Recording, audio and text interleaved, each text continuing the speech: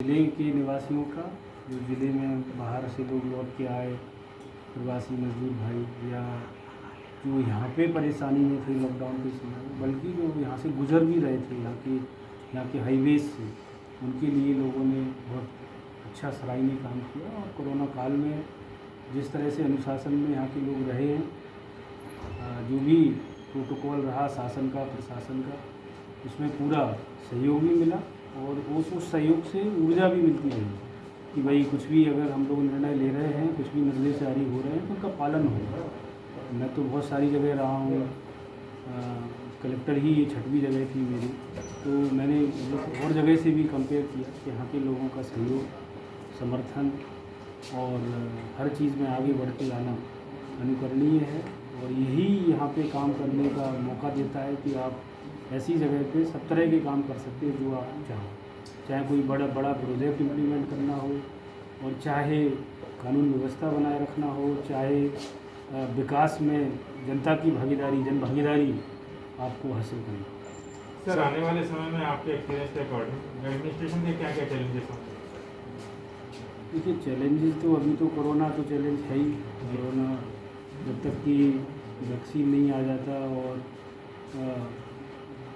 Herd immunity नहीं आ जाती, मतलब कितना साइंटिफिक है वो भी अभी बहुत ज़्यादा उसमें रिसर्च का विषय है। अभी भी कोई हर्ड इम्यूनिटी को एक मतलब ऐसी सच्चाई नहीं मानता है कि जो एक समाधान हो इसका कोरोना का। तो कहना चाहिए कि जब तक टीका नहीं आ जाता, जब तक पूरे विश्व के लिए, देश के लिए, प्रदेश के लिए और जबलपुर के लिए भी कोरोना सबसे बड़ी चुनौती है। लेकिन मुझे पूरा विश्वास है कि यहाँ के निवासी जिस तरह से अभी तक सहयोग देते रहे हैं, आगे भी देते रहेंगे, और इस लड़ाई में जिस तरह से खुद भागीदार बने हैं, वास्तविक भागीदार बने हैं, वैसे ही बने रहेंगे। तो कोरोना ही अभी सबसे बड़ी चुनौती है। बाकी यहाँ पे बहुत सारे बड़े काम होना है, चाहे फ्लाईओवर का काम होना हो, वो भी एक बहुत बड़ा प्रोजेक्ट है, डेयरीज़ की शिफ्टिंग होना हो, एयरपोर्ट का विस्तार का काम चल रहा है, आगे जाके मेट्रो का काम भी हो सकता है छोटी लाइन पे, और भी बहुत सारे प्रोजेक्ट चल रहे हैं। ग्रामीण क्षेत्रों में बांध आ रहे हैं, सभी ब्लॉक में घर घर नल का पानी पहुँचे, इसकी योजनाएं स्वीकृत हो गई हैं, शहरों की नल जल योजनाएं स्वीकृत हुई हैं। तो ये सब बड़े बड़े चैलेंज हैं। निश्चित तौर पे ये सब जब पूरे होंगे तो ज़िले की तस्वीर बदलेगी, ज़िले में जो है समृद्धि बढ़ेगी, खुशहाली बढ़ेगी।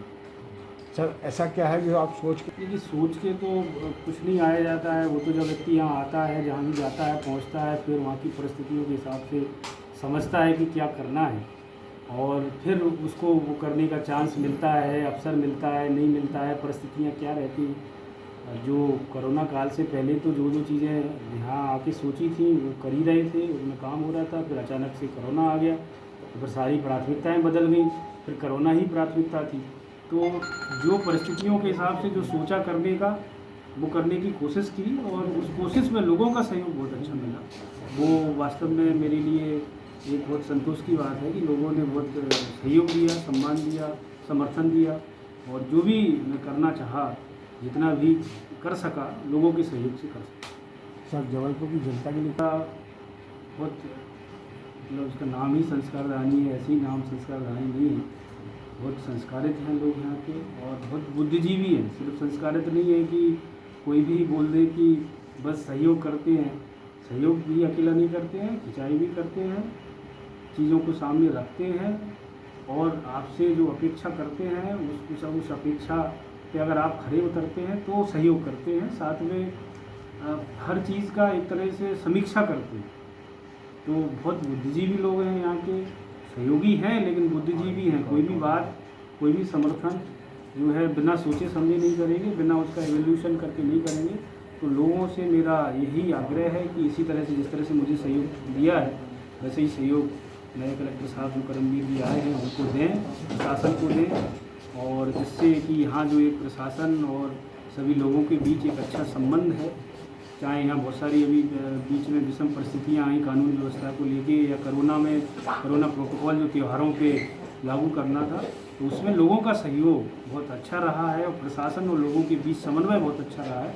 वैसा ही समन्वय मिले, सहयोग मिले, ऐसा मैं लोगों से, सभी लोगों से आग्रह करता हूँ। Thank you.